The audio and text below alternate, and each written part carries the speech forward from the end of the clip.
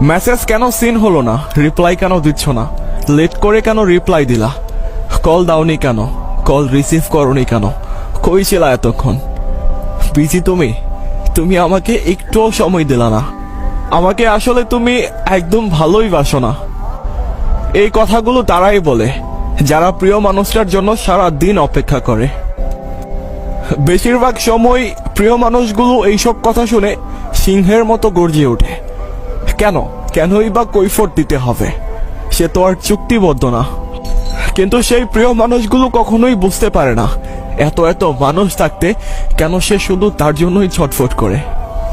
আর সবচেয়ে বড় কথা হচ্ছে তারা কখনোই বুঝতে পারে না এই পৃথিবীতে লক্ষ কোটি মানুষের মধ্যে সে নিজেই একজনের পৃথিবী।